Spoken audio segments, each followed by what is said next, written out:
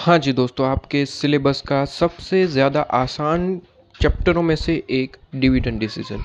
वैसे मोस्टली आपके पास में एफएम सिलेबस के अंदर तो मैं कहूँ सारे ही चैप्टर बहुत ज़्यादा आसान हैं। मोस्टली स्टूडेंट जहाँ पे बड़े बड़े क्वेश्चन पूछे जाते हैं उन चैप्टर को जो है मोस्टली देखा गया है कि उन चैप्टर को वो हार्ड कहते हैं। बेसिकली ऐसे दो ही चैप्टर हैं आपके सिलेबस में, एक इन्वेस्टमेंट डिसीजन और एक वर्किंग कैपिटल मैनेजमेंट।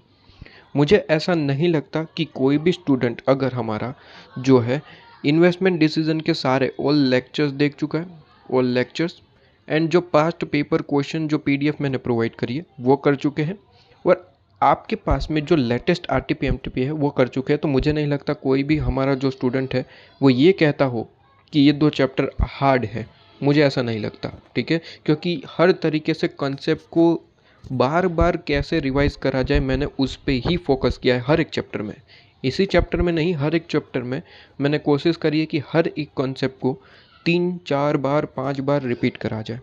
जैसे कि एक एग्जांपल दूँ तो कॉस्ट ऑफ कैपिटल में मैंने नेट प्रोसीड में जो प्रेफरेंस होता है कि issue price, market price, face value, उसे पूरे चैप्टर में आप अगर गिन भी रहे तो आप एक बार के लिए वो कैलकुलेट भी करें तो आप देखेंगे कि 5, 6, 10 बार तो रिपीट किया हुआ है और बार बार रिपीट किया है। मान लीजिए एक वापस से चैप्टर उस पे मतलब कि मान ले उस पे क्वेश्चन आ गया वापस से, तो वापस से रिवाइज किया, फिर नेक्स्ट क्वेश्चन वापस से अगर एनपी पे आया तो वापस रिवाइज किया, हर बार रिवाइज किया है, ठीक है। इसी तरीके से ये तो एग्जाम्पल था, हर एक चैप्टर में मैंने कंसेप्ट को रिवाइज बार बार करवाने की कोशिश करी है, इसलिए क्योंकि वो चैप्टर आपके लिए ज़्यादा आसान हो जाए, क्योंकि कंसेप्ट अगर बार बार रिवाइज हो रहा है तो वो चीज़ें हमारे दिमाग में बैठ जाती है बेसिकली, ठीक है। तो वैसे ही आ जाइए, डिविडेंड डिसीजन सबसे ज़्यादा आसान चैप्टरों में से एक है। अगर आप पूरा सिलेबस देखें तो वैसे तो सारे ही चैप्टर आसान, लेकिन अगर स्टूडेंट से पूछा जाए कि बताइए सबसे ज़्यादा आसान चैप्टर, किसी एक चैप्टर का नाम लेना है, तो उनमें से मोस्टली स्टूडेंट डिविडेंड डिसीजन का नाम ज़रूर लेंगे, क्योंकि यहाँ पे याद रखना भी कुछ ज़्यादा नहीं है। बस 4-5 फॉर्मूले हैं छोटे छोटे वाले, ठीक है, 4-5 फॉर्मूले हैं और आपके पास में क्वेश्चन छोटे छोटे पूछे जाते हैं 5 नंबर तक के, और काम खत्म, चैप्टर भी खत्म, ठीक है। लेकिन मैं यहाँ पे आपको एडवाइस ज़रूर करूँगा कि आईसीएम मॉड्यूल कंप्लीट करने के बाद, वैसे तो हमारे बैच में ही आप ये वीडियोस देख रहे होंगे, इसका मतलब है कि आपके पास में बैच ऑलरेडी अवेलेबल है। तो यहाँ पे मैं एडवाइस ये कह रहा हूँ कि पास्ट पेपर क्वेश्चन ज़रूर करना। बहुत ज़्यादा आसान चैप्टर है, लेकिन पास्ट में कैसे कैसे क्वेश्चन, क्योंकि क्वेश्चन 2-3 फॉर्मूले से मिक्स किए हुए पूछे जाते हैं। क्वेश्चन बहुत ज़्यादा आसान होते हैं, लेकिन स्टूडेंट ने अगर पहले कभी भी क्वेश्चन नहीं देखा है ऐसा मिक्स क्वेश्चन और डायरेक्ट एग्जाम में चले गए तो फिर हो सकता है आपको दिक्कत आ जाए, क्योंकि आसान चैप्टरों में से मार्क्स कटने नहीं चाहिए। इसलिए ऑलवेज एडवाइस रहेगी कि पास्ट पेपर के क्वेश्चन जो मैंने प्रोवाइड किए, इस चैप्टर के अंदर पास्ट पेपर के ज़्यादा क्वेश्चन है नहीं, ठीक है। जो थोड़े बहुत है वो मैंने आपको प्रोवाइड कर दिए, बस उतने ही करने हैं। आपके पास में आईसीएम मॉड्यूल में जितने करवा रहा हूँ, जितने क्वेश्चन है ऑलमोस्ट सारे ही करवा देंगे। तो आईसीएम मॉड्यूल 100% और जितने मैंने पास्ट पेपर के क्वेश्चन दिए उतने सफिशिएंट है, बस काम खत्म। फिर लेटेस्ट आरटीपी एमटीपी खुद से प्रैक्टिस कर लेना, आपकी प्रैक्टिस 100% कंप्लीट हो जाएगी। उससे ज़्यादा कुछ करने की ज़रूरत नहीं है आपके पास में, क्योंकि सारी चीज़ें पास्ट पेपर में कवर हो जाती है आपके पास। क्लियर है? चलिए, डिविडेंड डिसीजन चैप्टर्स आपके पास में स्टार्ट करते हैं। डिविडेंड डिसीजन में आपके पास में सबसे पहले प्रैक्टिकल पार्ट की बात करूँ, थियोरी तो आप जो है अपने तरीके से रीड कर सकते हैं, उसमें तो कोई दिक्कत वाली बात है नहीं। एक बार ही रीड करनी है, थियोरी सारी की सारी एक बार ही रीड करनी है, क्योंकि एफएम में ऐसा है कि थियोरी में ज़रूरी नहीं आप एज इट इज़ लिखिए, अपने नॉलेज के हिसाब से लिखना है, बस कंसेप्ट सही होना चाहिए। तो कंसेप्ट के लिए तो सीधी सी बात है, एक बार आप रीड कर लेंगे आपके पास में कंसेप्ट क्लियरिटी हो जाएगी, फिर अपने ओन वर्ड्स में आप लिख सकते हैं। ये लो या फिर आप कहे एसएम नहीं है, स्ट्रेटेजिक मैनेजमेंट जिसे आप कहते हैं, ये वो सब्जेक्ट नहीं है जहाँ पे एज इट इज़ लिखना पड़े। यहाँ पे अपने नॉलेज के हिसाब से थियरी का आंसर दे सकते हैं, कोई दिक्कत वाली बात नहीं, बस कंसेप्ट सही होना चाहिए। ऐसा नहीं कि कुछ भी लिख दिया, ठीक है। एक बार तो रीड करना ही पड़ेगा, बस एक बार सिंपल रीड करना होता है और कुछ नहीं। आ जाइए, डिविडेंड डिसीजन चैप्टर को मैं स्टार्ट करता हूँ। तो यहाँ पे बेसिकली टोटल 5 अप्रोचेस है डिफरेंट डिफरेंट जो आपको पढ़ना है, ठीक है, जिसमें से 3 अप्रोचेस बहुत ज़्यादा पूछे जाते हैं। जो लास्ट के 2 अप्रोचेस है वो कभी पूछे नहीं गए बेसिकली, ठीक है, लेकिन फिर भी एक छोटे छोटे अप्रोचेस है। लास्ट के 2 तो बहुत छोटे आपके पास में अप्रोच है, फॉर्मूले छोटे हैं, फॉर्मूले भी कुछ छोटे और क्वेश्चन भी बहुत ज़्यादा छोटे रहते हैं, तुरंत ही सोल्व हो जाते हैं, एज ए कैलकुलेटर पे ही हो जाते हैं। लेकिन पूछे जाते हैं तो अपने को आना चाहिए, तो पाँचों के पाँचों फॉर्मूले पढ़ेंगे। वैसे 5 फॉर्मूले ही चैप्टर के अंदर, लेकिन हमें पढ़ने 4 ही है, क्योंकि एक कॉस्ट ऑफ कैपिटल में पढ़ चुके। अगर आपको याद है तो वहाँ पे भी मैंने कहा था कि गॉर्डन मॉडल का फॉर्मूला आपको याद होना चाहिए कॉस्ट ऑफ कैपिटल में, K E is equal to D1 divide by P0 plus G. ये गॉर्डन मॉडल का फॉर्मूला था। ये फॉर्मूला आपके पास में यहाँ पे रिपीट होगा। वहाँ पे भी मैंने बताया था कि डिविडेंड डिसीजन जब चैप्टर पढ़ेंगे तो इस फॉर्मूला को ही आपको वहाँ पे कॉपी पेस्ट करना है, बस वहाँ पे थोड़ा सा डिटेल में पढ़ना है। तो यहाँ पे आपके टाइम आ चुका है कि यहाँ पे थोड़ा सा डिटेल में पढ़ेंगे। फॉर्मूला सेम है, नो चेंज, 100% सेम है, बस थोड़े से क्वेश्चन प्रैक्टिस करने इस फॉर्मूले पे, काम खत्म। ठीक है, तो इसमें टोटल 5 फॉर्मूले, लेकिन पढ़ने 4 ही है, क्योंकि 5वां जो है वो आपके पास में गॉर्डन मॉडल वो ऑलरेडी पढ़ चुके हैं। ठीक है, तो कहते हैं कि थियरी ऑफ डिविडेंड में, ठीक है, थियरीज ऑफ डिविडेंड में 2 तरीके की थियरीज है और उसके बेस पे फॉर्मूला को बांटा गया है बेसिकली। कहते हैं एक इररेलेवेंट थियरी और रेलेवेंट थियरी। इररेलेवेंट थियरी का मतलब होता है कि ऐसी थियरी जहाँ पे डिविडेंड का कोई महत्व नहीं है, डिविडेंड इज इररेलेवेंट, इसे हम कहते हैं इररेलेवेंट थियरी। और रेलेवेंट थियरी का मतलब ऑब्वियसली आपको समझ आ गया होगा कि ऑपोजिट बेसिकली, कि जहाँ पे डिविडेंड का रेलेवेंस रहता है। ठीक है, तो इररेलेवेंट थियरी का मतलब है कि जहाँ पे डिविडेंड का कोई मतलब नहीं, मतलब कि डिविडेंड ना कंपनी बांटे या फिर ना बांटे, कंपनी की वैल्यू में कोई फ़र्क नहीं पड़ेगा। और रेलेवेंट थियरी का मतलब है कि अगर डिविडेंड बांटते या फिर नहीं बांटते तो कंपनी की ऑब्वियसली वैल्यू पे फ़र्क पड़ेगा। जैसा नाम है वैसा ही काम है। ऑब्वियसली आप प्रैक्टिकली देखें तो डिविडेंड बांटने से आपको पता ही है, नॉर्मल ये नॉलेज हर एक स्टूडेंट के पास रहता है कि अगर डिविडेंड वगैरह बांटते हैं तो कंपनी का प्रॉफिट वगैरह तो कम होता है, लेकिन मार्केट में उसकी वैल्यू बढ़ जाती है, क्योंकि डिविडेंड जैसे ही बांटते कुछ टाइम के लिए कंपनी की वैल्यू बहुत बढ़ जाती है। ठीक है, डिविडेंड बांटने से कुछ वक्त के लिए कंपनी की वैल्यू बहुत बढ़ जाती है, ऐसा कुछ आपको थोड़ा बहुत पता होगा। ज़्यादा मार्केट में नहीं होते, लेकिन इतनी चीज़ें तो नॉर्मल स्टूडेंट हर एक को पता ही होती है कि डिविडेंड वैसे बांटते हैं, मतलब कि कंपनी का नाम बढ़िया तरीके से निकलने लगता है कि अच्छा ये कंपनी तो डिविडेंड बांट रही है, मतलब कि अच्छा प्रॉफिट किया होगा कंपनी ने तभी तो डिविडेंड बांट रहे। तो मार्केट में नाम घूमने लगता है कि बहुत बढ़िया कंपनी है, प्रॉफिट करने लगी है, डिविडेंड बांट रहे। तो इससे क्या होता है कि मार्केट में उसकी वैल्यू बढ़ जाती है, बेसिकली शेयर्स की वैल्यू बढ़ जाती है, सारी चीज़ों की वैल्यू बढ़ जाती है बेसिकली। तो ये कंसेप्ट होता है।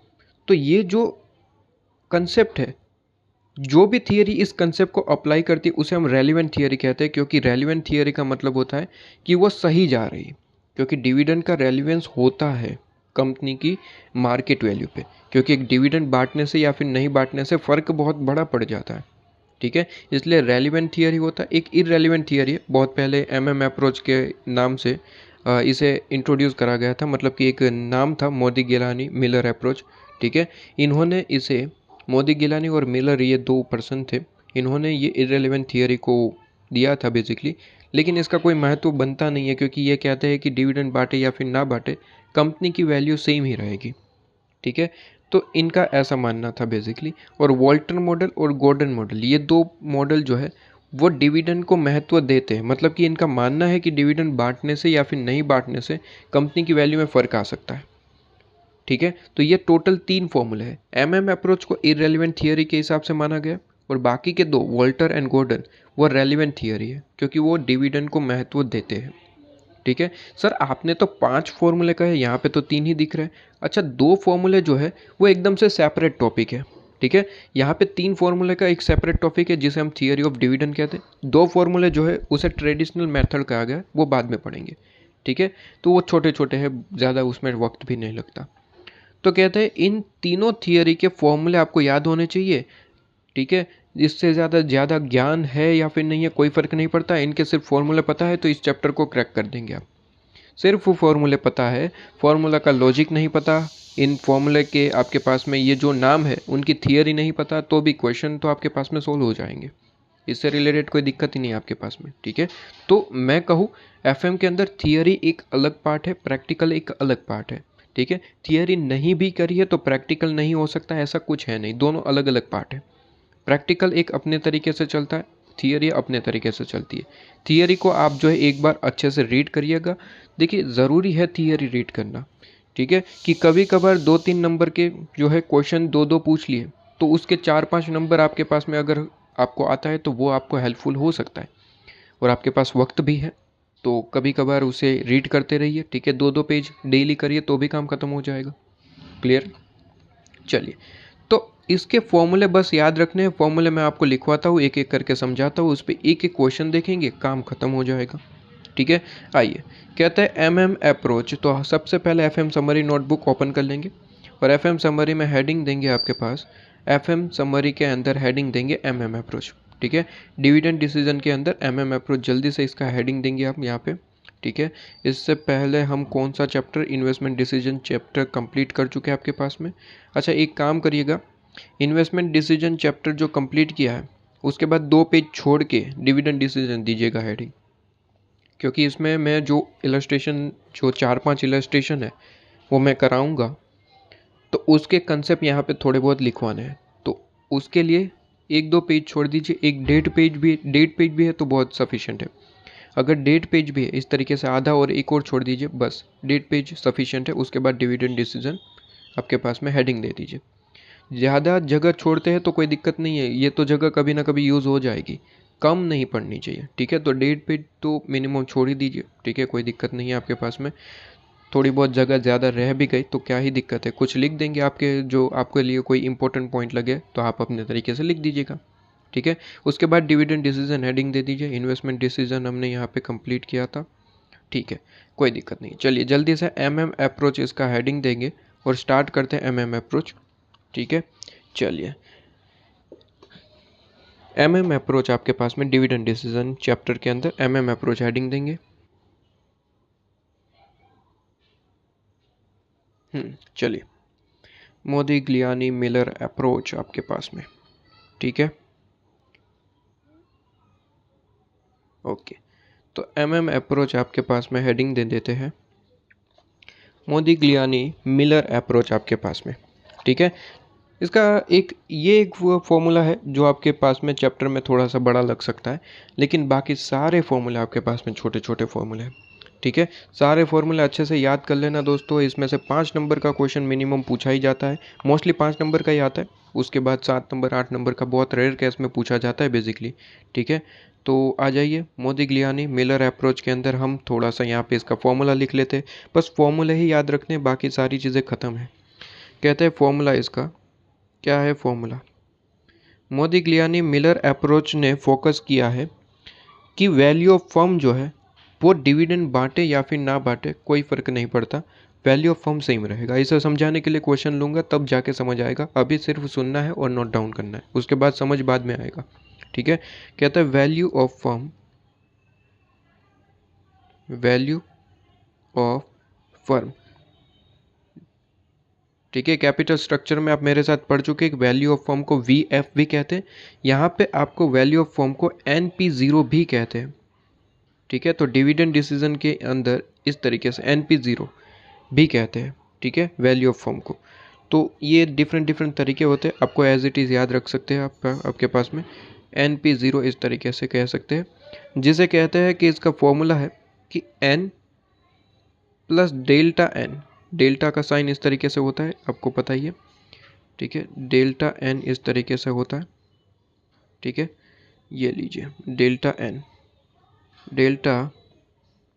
N आपके पास में, ठीक है, इंटू P1 करना है और माइनस I प्लस E और 1 प्लस के करना है डिवाइड बाई, ठीक है। अब एक एक करके समझते हैं कि यहाँ पे N का मतलब क्या है, डेल्टा N का मतलब क्या है। तो देखिए, कॉस्ट ऑफ कैपिटल चैप्टर नहीं पढ़ रहे हम, यहाँ पे पढ़ रहे हैं डिविडेंड डिसीजन। यहाँ पे N का मतलब नंबर ऑफ ईयर नहीं है, ठीक है, ये डिविडेंड डिसीजन चैप्टर है। यहाँ पे कहते हैं N का मतलब है नंबर ऑफ शेयर्स आपके पास में, नंबर ऑफ शेयर्स, ठीक है। तो कहते हैं आपके पास में कि N का मतलब क्या है, N का मतलब है number of shares at beginning, ठीक है, at beginning, number of shares at beginning. जब क्वेश्चन सोल्व करते हैं तो इसका सिंपल सा मतलब आपको इतना समझना है कि already existing number of shares कितने हैं, उसे हम N कहते हैं, क्या कहा मैंने? ऑलरेडी कंपनी ने जो इशू कर रखे हैं जिसे हम एग्जिस्टिंग शेयर्स कहते हैं वो कितने हैं, बस आपको ये बताना है। यहाँ पे बेसिकली हम इक्विटी शेयर्स की बात करते हैं। तो कहते हैं आपके पास में number of shares already issued कितने हैं, बस वो देखना है। उसका मतलब है एन, ठीक है, इशूड। अब कहते हैं डेल्टा एन का मतलब क्या है? ये जो आपने डेल्टा एन लिखवा है इस तरीके से साइन है, ठीक है, इसका मतलब क्या है डेल्टा एन का? तो कहते हैं डेल्टा एन का मतलब है कि नंबर ऑफ शेयर्स जो आप इशू करने वाले हैं।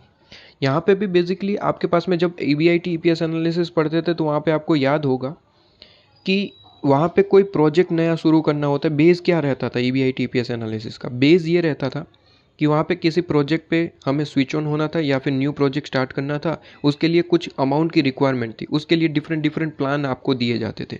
बिल्कुल यहाँ पे भी वैसा ही है। कहते हैं यहाँ पे डिविडेंड डिसीजन चैप्टर है, तो बेसिकली कंपनी डिविडेंड बांटेगी और उसके लिए क्या करना पड़ता है? सीधी सी बात है कि हमें कोई शेयर्स इशू कर दिए वगैरह वगैरह चीज़ें, कोई फंड हमने यहाँ पे लिए हैं वगैरह वगैरह चीज़ें, ठीक है। तो कहते हैं कि नंबर ऑफ शेयर्स, डिविडेंड बांटना है, ऑब्वियसली हर एक शेयर्स पे देना पड़ता है डिविडेंड आपके पास में। तो यहाँ पे कहते हैं कि डेल्टा एन का मतलब है कि कुछ अमाउंट आपको रिक्वायर्ड है, उसके लिए आपने जो है कोई नंबर ऑफ शेयर इशू करे तो वो डेल्टा एन कहा जाएगा। मतलब कि number of shares to be issued, ठीक है, फॉर द रिक्वायरमेंट, या फिर आप इसे प्रॉपर वर्ड में कहें तो number of shares issued to raise the fund required, इस तरीके से भी लिख सकते हैं। कहते हैं नंबर ऑफ शेयर्स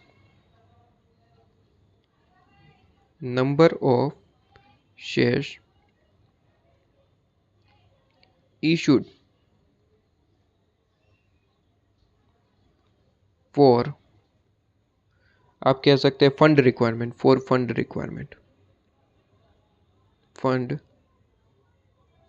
रिक्वायरमेंट,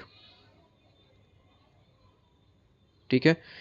तो बात समझिएगा, एन और डेल्टा एन का मतलब शेयर्स ही है, दोनों शेयर्स ही है, लेकिन सिर्फ एन लिखा है इसका मतलब है कि जो ऑलरेडी शेयर इशूड है।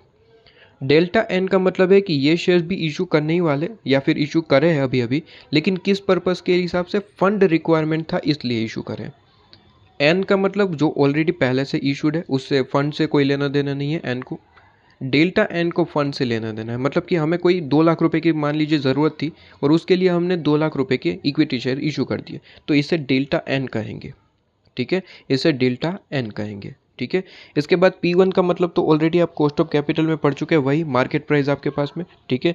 लेकिन यहाँ पे P1 है, 1 का मतलब मैंने समझाया था, 1 का मतलब क्या है? Market price at the end, और 0 का मतलब एट द बिगिनिंग, ठीक है। ये मैंने वहाँ पे भी पढ़ाया था D1 और D0, ठीक है। ये D1 और D0 उसी तरीके से P1 और P0 है, बस D1 और D0 है तो वहाँ पे हम डिविडेंड की बात करते हैं, और P जहाँ पे होता है P1 और P0, तो P का मतलब होता है मार्केट प्राइस, ठीक है। बाकी कंसेप्ट सेम है, वो 0 एंड 1 का कंसेप्ट सेम है। जहाँ पे 0 होता है इसका मतलब वो बिगिनिंग का है, और 1 का मतलब एट द एंड, ठीक है। तो कहता है P1 का मतलब है कि market price at the end. P1 आपके पास में P1 का मतलब है मार्केट प्राइस पर शेयर एट द एंड, ठीक है। तो आपके पास में प्राइस सिर्फ और सिर्फ लिख सकते हैं यहाँ पे, क्योंकि मार्केट प्राइस लिखे या फिर सिर्फ प्राइस लिखे, प्राइस पर शेयर एट द एंड, ठीक है। तो बेसिकली यहाँ पे n plus delta N into P1 क्यों करवाया जा रहा है? सीधी सी बात है कि यहाँ पे आपके पास में लेटेस्ट नंबर ऑफ शेयर्स का टोटल मार्केट प्राइस आ जाए इसलिए, क्योंकि कहते हैं n का मतलब जो इशूड कर रखे हैं ऑलरेडी, डेल्टा n का मतलब है इशू कर रहे हैं, तो टोटल नंबर ऑफ शेयर्स होंगे, ठीक है। कंपनी के टोटल नंबर ऑफ शेयर्स यहाँ पे मिल गए, इंटू हम P1 करेंगे तो टोटल आपके पास में शेयर्स की टोटल मार्केट प्राइस आ गई कि नहीं? मिल गई, ठीक है। इसी तरीके से कहता है आई का मतलब क्या है? ये जो माइनस आई कर रहे हैं इसका मतलब क्या है?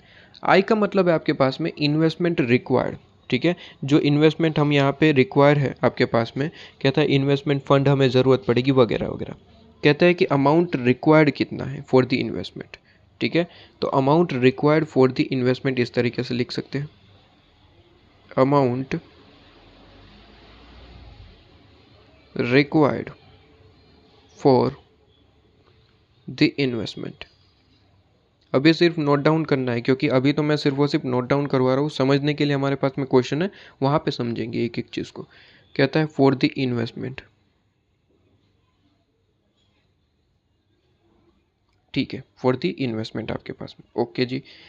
तो ये चीज़ आपके पास में हो जाती है। अच्छा, ई का मतलब क्या है सर? ई का मतलब है अर्निंग प्राइस, ठीक है।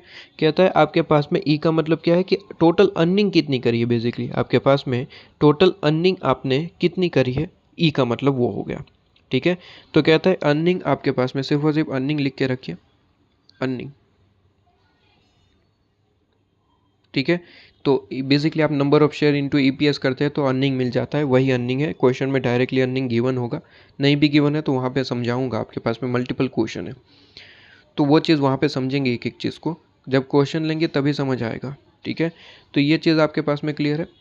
तो यहाँ पे ये पॉइंट आपके पास में क्लियर है, इतने से पॉइंट है आपके पास में। के का मतलब तो वैसे भी पता है, कॉस्ट ऑफ इक्विटी, इसमें तो कोई है नहीं। और इस चैप्टर के अंदर कॉस्ट ऑफ इक्विटी क्वेश्चन में गिवन ही रहता है, नॉर्मली आपके पास में कभी भी ये कैलकुलेट करने के लिए नहीं कहा गया, लेकिन कहते हैं तो आपको पता ही है। कॉस्ट ऑफ कैपिटल में पढ़ के आए के फॉर्मूले डिफरेंट डिफरेंट तरीके के, लेकिन यहाँ पे के आपको गिवन होता है, ठीक है। तो ये चीज़ आपके पास में क्लियर है, बस काम खत्म। एक ही फॉर्मूला है, बस याद रखना है। लेकिन एक चीज़ जो आपके पास में फोकस करने लायक है, कई बार क्वेश्चन में बड़ा क्वेश्चन पूछने के लिए वो P1 आपको डायरेक्टली नहीं देता। तो P1 डायरेक्टली नहीं देता तो P1 निकालने के लिए इसके छोटे मोटे फॉर्मूलेज हैं जो आपको याद रखने पड़ेंगे, ठीक है। छोटे मोटे आपके पास में दो फॉर्मूले हैं जो आपको याद रखने होंगे। एक तो आपके पास में P1 क्वेश्चन में नहीं देगा, दूसरा आपको नहीं देगा डेल्टा एन डायरेक्टली। तो आप उसे कैसे निकाल सकते हैं? इन दोनों के फॉर्मूला आपको सेपरेटली पढ़ने पड़ेंगे। कहता है P1 का तो कोई सेपरेट फॉर्मूला है ही नहीं, एक P0 का फॉर्मूला है, जिसका फॉर्मूला है P0 इज इक्वल टू, कहता है P1 plus D1, P1 plus D1 divide by 1 plus के, ठीक है। P1 का कोई फॉर्मूला नहीं है, P0 का एक फॉर्मूला है। तो सीधी सी बात है, देखिए P1 अगर क्वेश्चन में नहीं गिवन है तो P0 का फॉर्मूला यूज़ करते हुए P1 को निकाल लेंगे, क्योंकि इस फॉर्मूले में हम बाकी सारी वैल्यू हमें पता होगी, P1 नहीं पता होगा, तो ऑब्वियसली P1 निकाल लेंगे। तो अगर क्वेश्चन में P1 नहीं गिवन है डायरेक्टली तो हम P0 का फॉर्मूला पुट करके उसे निकाल लेंगे, ठीक है। P0 का फॉर्मूला पुट करके उसे निकाल लेंगे। P1 का मतलब price at the end, P0 का मतलब प्राइस एट द बिगिनिंग, ठीक है। D1 का मतलब डिविडेंड आपके पास में, और 1 प्लस के का मतलब तो आपको पता है, share holders fund, share holders earning basically, जिसे हम के कहते हैं, कॉस्ट ऑफ इक्विटी भी आप कह सकते हैं बेसिकली।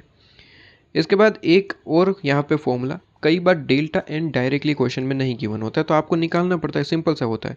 कहता है डेल्टा एन का मतलब, मैंने अभी अभी आपको समझाया डेल्टा एन का मतलब। डेल्टा एन का मतलब क्या है? डेल्टा एन का मतलब है आपके पास में, डेल्टा एन का मतलब है आपके पास में, ठीक है। क्या हो रहा है? डेल्टा एन का मतलब है आपके पास में इज इक्वल टू, मैंने डेल्टा एन का मतलब समझाया वैसा ही फॉर्मूला है। डेल्टा एन का मतलब क्या है कि नंबर ऑफ शेयर्स कितने इशू करने पड़े जो आपको फंड रिक्वायर्ड है बेसिकली। तो फंड उतना ही रिक्वायर होता है जितना आपके पास में पैसे नहीं भी, ठीक है। बेसिकली फंड कितना आपके पास में, देखिए मान लेते हैं सर आपको 2 लाख रुपए की ज़रूरत है और आपके पास ऑलरेडी 50,000 पड़े हुए हैं, तो फंड रिक्वायर्ड कितने हैं ये मुझे बताइए। 50,000 तो ऑलरेडी पड़े हुए, 2 लाख रुपए की ज़रूरत है, तो आपको पैसों की कितनी ज़रूरत है? सिर्फ और सिर्फ 1,50,000। क्या मैं ये कह सकता हूँ 2 लाख रुपए की ज़रूरत है? आंसर इज़ नो सर, क्योंकि 50,000 तो ऑलरेडी आपके पास में पड़े हुए हैं। तो एग्जैक्टली आपको ज़रूरत कितनी है? 1,50,000 की, ठीक है। ये रुपीज़ में हो गया। अब इसे अमाउंट में मतलब कि नंबर ऑफ शेयर में कन्वर्ट कर दो तो वो डेल्टा एन मिल जाएगा। तो बिल्कुल वैसा ही फॉर्मूला है। देखिए कहते हैं इन्वेस्टमेंट जितना रिक्वायर्ड है, आई का मतलब आपको पता ही है, अभी अभी मैंने लिखा है, जितना इन्वेस्टमेंट का अमाउंट रिक्वायर्ड है। जैसे कि मैंने एग्जांपल लिया 2 लाख, तो 2 लाख क्या हो गया? Investment required. कहते हैं उसमें से माइनस कर देना जितना अमाउंट आपके पास में है, जितना अमाउंट आपके पास में मतलब कि जिसे हम ई कहते हैं अर्निंग, तो अर्निंग माइनस कर देना। लेकिन कई बार ऐसा होता है कि हम डिविडेंड बांटते हैं सर, तो डिविडेंड कहाँ से बढ़ता है? ऑब्वियसली ईपीएस में से, अर्निंग में से, ठीक है। तो बेसिकली यहाँ पे अर्निंग में से डिविडेंड का अमाउंट ज़रूर माइनस कर देना अगर बांटा है तो, नहीं बांटा है तो फिर पूरा ही अमाउंट पड़ा होगा अर्निंग में, लेकिन डिविडेंड बांटा है तो माइनस कर देना बेसिकली वो, ठीक है। तो ये चीज़ आपके पास में क्या आ जाएगी? 1,50,000। तो यहाँ पे हम कहते हैं सर आई का मतलब 2 लाख रुपये, जैसे कि मैंने एग्जाम्पल लिया कि 2 लाख रुपये की ज़रूरत है टोटल, लेकिन 50,000 अपने पास पड़े हुए, जैसे हम अर्निंग कह सकते हैं आपके पास में, ठीक है, अर्निंग, और उसमें से डिविडेंड माइनस कर देना अगर बांटा है तो, क्योंकि डिविडेंड कहाँ से बढ़ता है आपके पास में, अर्निंग में से बढ़ता है, तो अर्निंग कम हो जाएगी। यहाँ पे मान लेते हैं आपने डिविडेंड नहीं बांटा।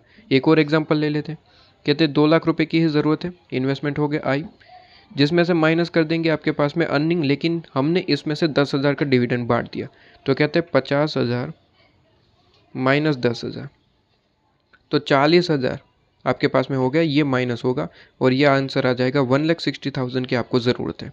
तो ये क्या आ गया, डेल्टा एन का अमाउंट।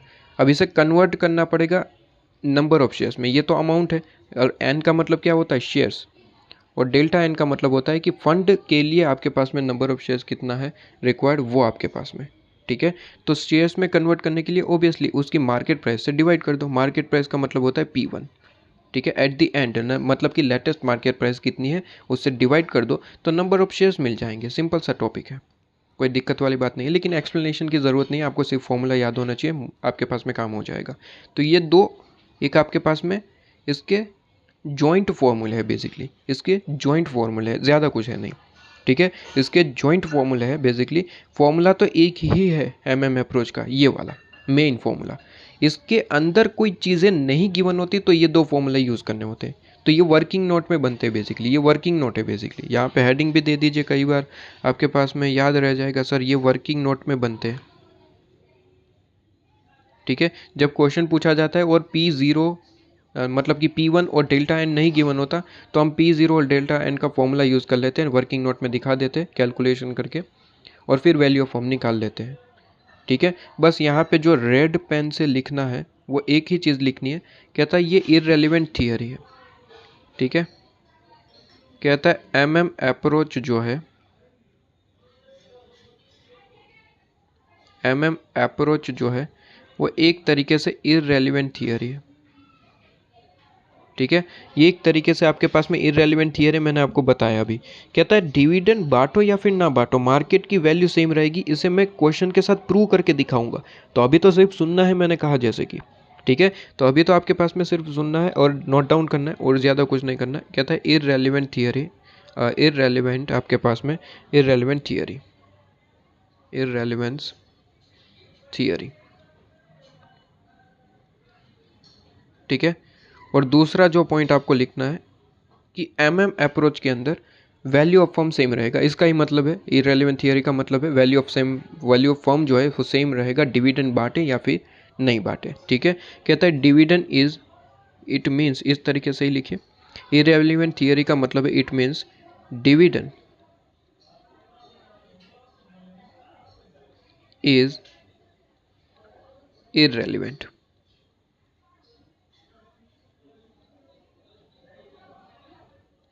क्लियर है आपके पास में, लो जी। तो ये आपके पास में फॉर्मूला हो गया MM अप्रोच का। एक और फॉर्मूला मैं लिखवा देता हूँ, उसके बाद क्वेश्चन डिस्कशन करेंगे हमारे आपके पास में, ठीक है। आ जाइए, एक और फॉर्मूला जो क्वेश्चन में लिखवाना है वो कहता है वोल्टर मॉडल आपके पास, ठीक है। एक और फॉर्मूला वोल्टर मॉडल, सारे फॉर्मूले लिखवा देता हूँ, फिर एक एक करके सिर्फ एक्सप्लेनेशन की ही बात आ जाएगी, क्वेश्चन के साथ अच्छे से एक्सप्लेन कर लेंगे और बस फिर पास्ट पेपर क्वेश्चन पे चले जाएंगे, काम खत्म हो जाएगा, इस चैप्टर में ज़्यादा कुछ बचेगा नहीं। कहते हैं वोल्टर मॉडल, ठीक है, वोल्टर आपके पास में मॉडल, वोल्टर मॉडल का क्या फॉर्मूला है, ये तो रेलिवेंट थियरी के अंदर आता है, ठीक है। गॉर्डन मॉडल और वोल्टर मॉडल ये जो है रेलिवेंट थियरी के अंदर आते हैं, इनको तो बराबर पता है कि आपके पास में अगर डिविडेंड नहीं बांटते हैं या फिर बांटते हैं तो दोनों में फ़र्क पड़ता है, ठीक है, इनको अच्छे से पता है, ठीक है। कहते हैं इनका फॉर्मूला क्या है, इनका फॉर्मूला है आपके पास में, इन्होंने फॉर्मूला दिया कुछ इस तरीके से, कहते हैं P इज इक्वल टू, ठीक है, P का मतलब प्राइस ऑफ शेयर। सर यहाँ पे P0 P1 कौन सा है, तो यहाँ पे मैं बता दूँ कि इन लोगों ने यहाँ पे वोल्टर ने जो है, जो मिस्टर वोल्टर है, उन्होंने मार्केट प्राइस पे कोई फोकस नहीं किया P0 या फिर P1, तो इनके जब फॉर्मूले के हिसाब से क्वेश्चन पूछा जाएगा तो एक ही प्राइस दी जाएगी आपको, ठीक है, कोई भी प्राइस हो आपको ले लेना है यहाँ पे, ठीक है, क्योंकि वोल्टर ने फोकस नहीं किया है बेसिकली, ठीक है। तो शेयर की जो भी मार्केट प्राइस गिवन है वो ले लेना, नॉर्मली नहीं गिवन होगी क्योंकि ये तो निकालने के लिए पूछा जाएगा, क्योंकि ये फॉर्मूला आपको पूछा जाता है। तो कहते हैं P is equal to D plus R divide by के,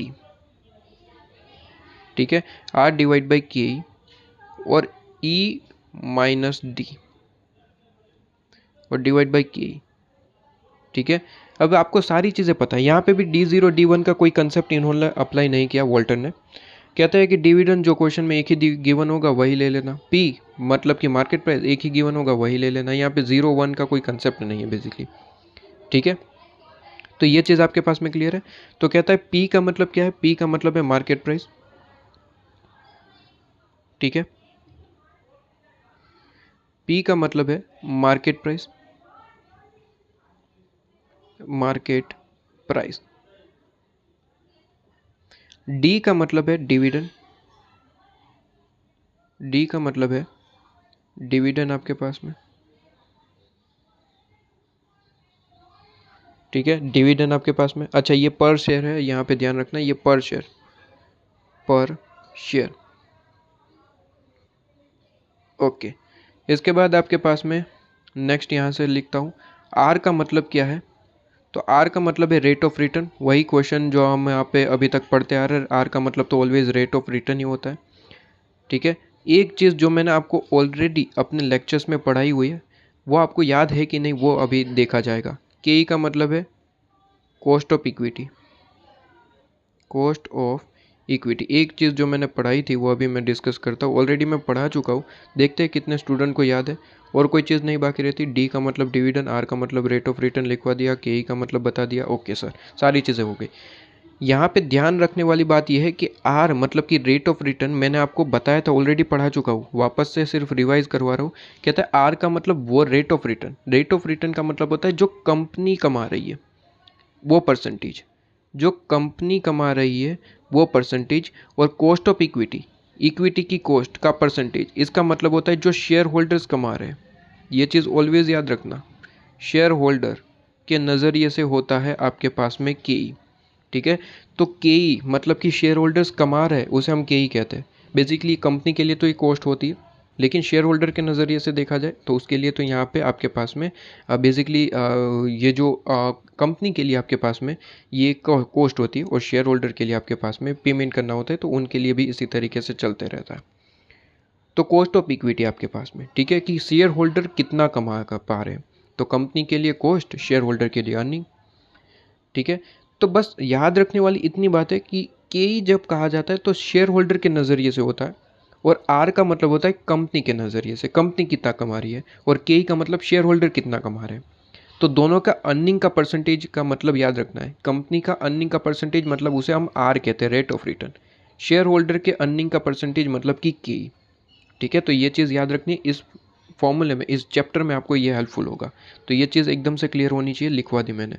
अब यहाँ पे ये फॉर्मूला बस खत्म हो गया, एक और फॉर्मूला लिख लीजिए वॉल्टर मॉडल, जो ऑलरेडी पढ़ा चुका हूँ, बस यहाँ पे वापस एक बार के लिए लिखवा दूँ, उसके बाद क्वेश्चन पे स्विच कर देंगे हम यहाँ पे, ठीक है।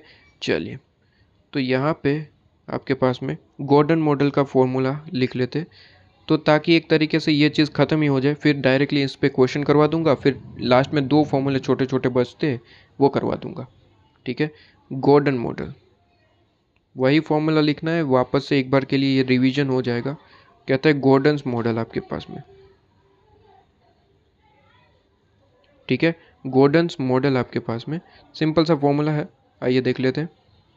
वही फॉर्मूला जो मैंने ऑलरेडी लिखवा चुका हूँ, ये तो बस आपके लिए रिवीजन टाइप हो रहा है, तो एक बार के लिए लिखवा रहा हूँ। कहते हैं K is equal to D1 divide by P0 plus G. इसके साथ मैंने कहा था कुछ चीज़ें, कहते हैं कि सर D1 का मतलब होता है dividend for the next year, या फिर डिविडेंड फर्स्ट ईयर के एंड में, आप ये कह सकते हैं। मैंने आपको समझाया था नेक्स्ट ईयर का मतलब ही होता है कि नेक्स्ट ईयर का बिगनिंग या फिर करंट ईयर का एंड का है, उसका मतलब एक ही होता है। तो D1 का मतलब होता है एक्सपेक्टेड डिविडेंड या फिर नेक्स्ट ईयर का डिविडेंड, या फिर at the end of the year dividend, ठीक है। तो कहता है कि एक्सपेक्टेड डिविडेंड, नॉर्मली वर्ड ये याद रखना होता है, एक्सपेक्टेड डिविडेंड, ये ऑलरेडी पढ़ चुके हैं, ठीक है। यहाँ पे तो ये बता रहा हूँ बस, वैसे क्वेश्चन तो मैं कराऊंगा ही कराऊंगा, सीधी सी बात है, क्वेश्चन आएंगे तो करवाना ही तो पड़ेंगे। तो पास्ट पेपर में भी इस पर खूब क्वेश्चन पूछे जाते हैं, और यहाँ पे ऐसे मॉड्यूल में भी है, तो सारे क्वेश्चन करेंगे, बस रिवीजन आपके लिए हो रहा है, ये आपको विश्वास रखना होगा, ठीक है। अच्छा, कई बार D1 डायरेक्टली नहीं गिवन होता, तो आपको पता है कि सर D0 में ग्रोथ परसेंटेज डायरेक्टली ऐड कर दें, ठीक है, तो आपको D1 मिल सकता है। ग्रोथ परसेंटेज डायरेक्टली ऐड कर दे तो आपको क्या मिल जाएगा, D1। याद रहे डायरेक्टली परसेंटेज ऐड कर देना, मतलब कि फॉर एग्जांपल D0 जो है 10 रुपये है और ग्रोथ जो है वो 10% है, तो डायरेक्टली कैलकुलेटर में 10 प्लस 10% का साइन प्रेस कर देना तो आंसर आएगा। जैसे कि मैं कहूँ 10 प्लस 10% तो 11 आंसर आएगा। तो ऑलवेज इस तरीके से करना है। और फॉर्मूले में ये जी का मतलब है आपके पास में, ये जी का मतलब क्या है, बेसिकली यहाँ पे लिखवा दूँ। बेसिकली जी का मतलब क्या है यहाँ पे लिखवाऊंगा, चलिए।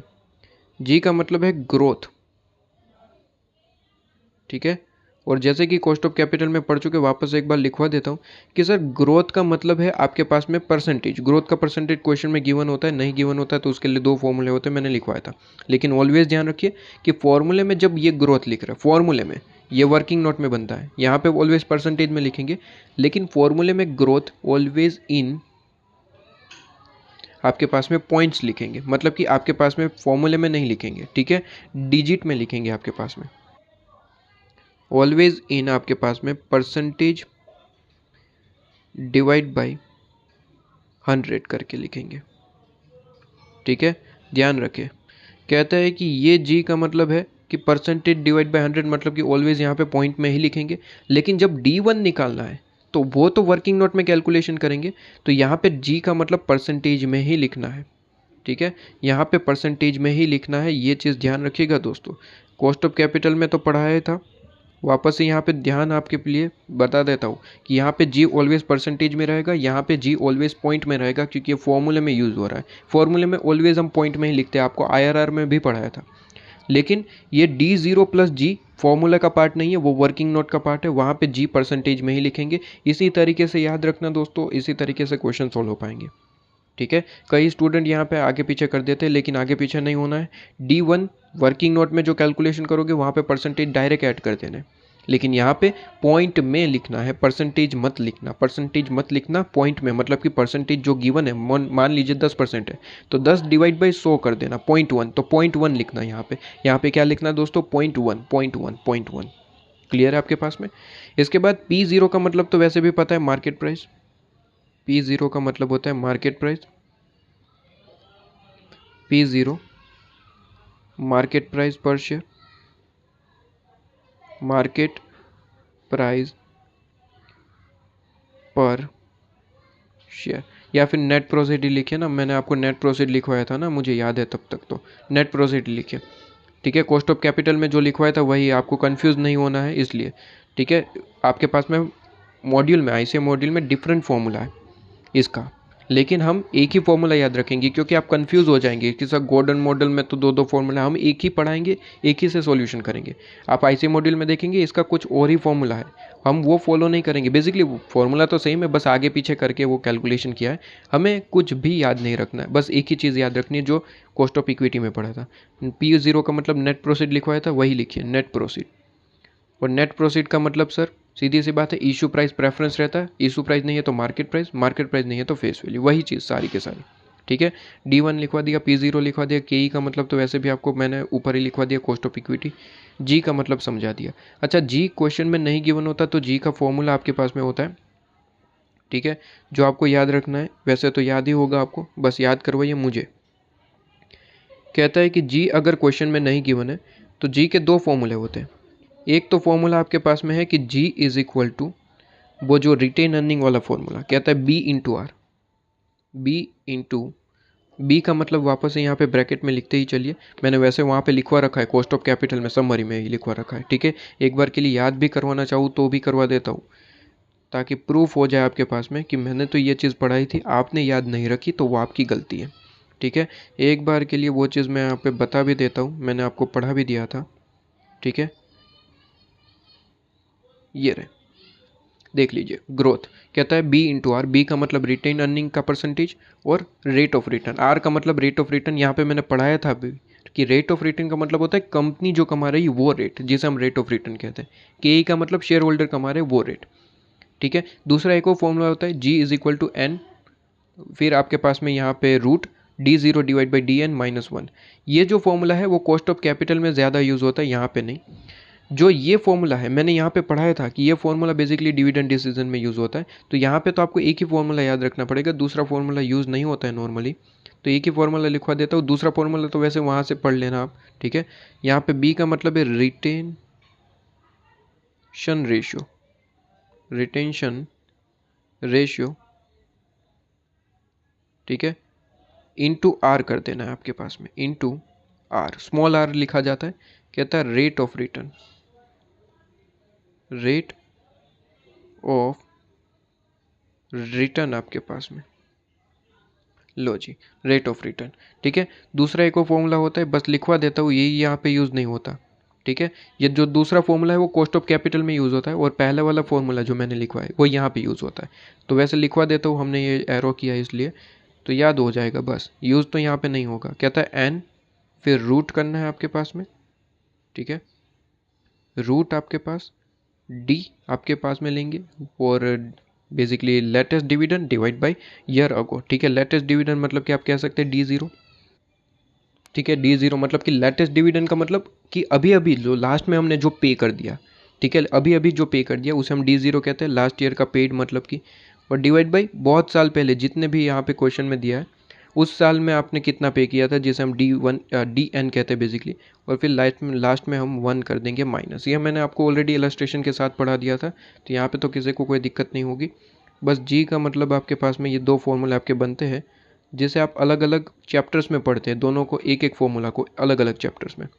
एक फॉर्मूला जो आपको पढ़ना होता है कॉस्ट ऑफ कैपिटल में, ठीक है, दूसरा फॉर्मूला जो आपको पढ़ना होता है डिविडेंड डिसीजन में। ये फॉर्मूला जो है डिविडेंड डिसीजन का है, वहाँ पे ज़्यादा यूज़ होता है, और ये फॉर्मूला कॉस्ट ऑफ कैपिटल का है, वहाँ पे आपके पास में ज़्यादा यूज़ होता है, ठीक है। तो ये तीनों फॉर्मूले लिखवा दिए आपके पास में, तो ये चीज़ आपके पास में हो जाती है डिविडेंड डिसीजन। इतना फॉर्मूला लिख लीजिए, अब एक्सप्लेनेशन और प्लस क्वेश्चन प्रैक्टिस करेंगे, ठीक है। एक एक चीज़ का एक्सप्लेनेशन करेंगे और क्वेश्चन प्रैक्टिस करेंगे।